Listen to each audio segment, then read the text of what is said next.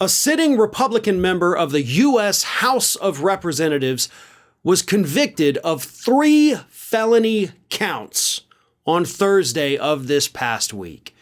Jeff Fortenberry, a Republican representative from the state of Nebraska, again serving in the United States House of Representatives, guilty of 3 felonies of lying to the FBI and, of course, misleading the FBI. And each one of those charges for which he was found guilty carries a maximum prison sentence of up to 5 years and, of course, fines, blah, blah, blah, and all that. However, just to put it out there, Fortenberry could be headed to jail for 15 years, and he is currently still serving in Congress. Now, by the time you watch this, he may have resigned, because obviously it's gonna be hard to serve when you're in jail, although there's literally nothing in the law that prevents him from serving from jail. So maybe that's something we ought to address at some point. And of course, even if he does spend 15 years in jail, he could still run for office again after getting out. So again, maybe we ought to fix that. I don't know. Maybe just throwing that out there.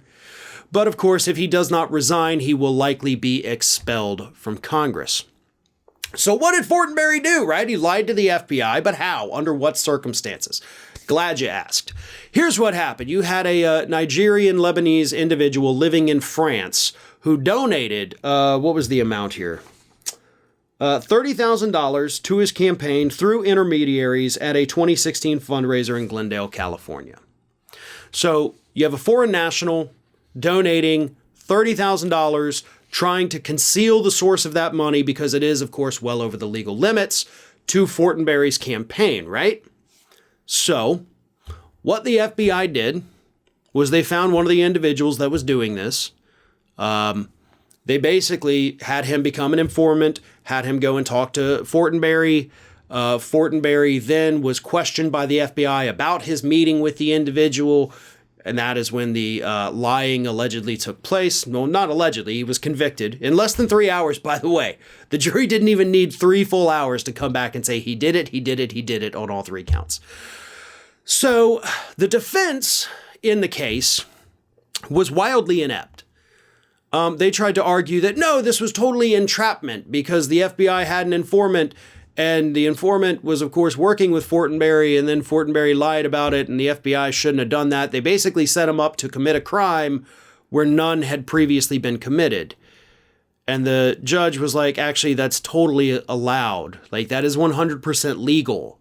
That's actually how we catch a lot of criminals here in the United States, by having these informants go in and get people to say things and, then tell a different story to other people. You may not like it, but it is totally legal. And that's basically what the judge was saying. Like, no, that's not a defense. Like, he still lied to you. It doesn't matter the circumstances. Lying to the FBI, to federal officials, is illegal. Even if you're set up, it's still illegal. So Fortenberry gets convicted. A sitting Republican politician gets convicted. And my question is, why was this not bigger news? Right? This was almost like an aside. Just something people like, oh, by the way, the guy who's been serving for 18 years in the House of Representatives from Nebraska is going to jail. Maybe for the next decade and a half. Nobody cared. I understand this was a big news week. But at the same time, I would think a sitting member of Congress going to jail, probably worthy of front page coverage, right? But then again, corruption is now so common in the United States that, yeah, I do understand why this story barely warranted a yawn from the national media. Hey everyone, this is Aspen. And did you know that for the low cost of $0 per day, you can subscribe to the Fair and Balanced YouTube channel?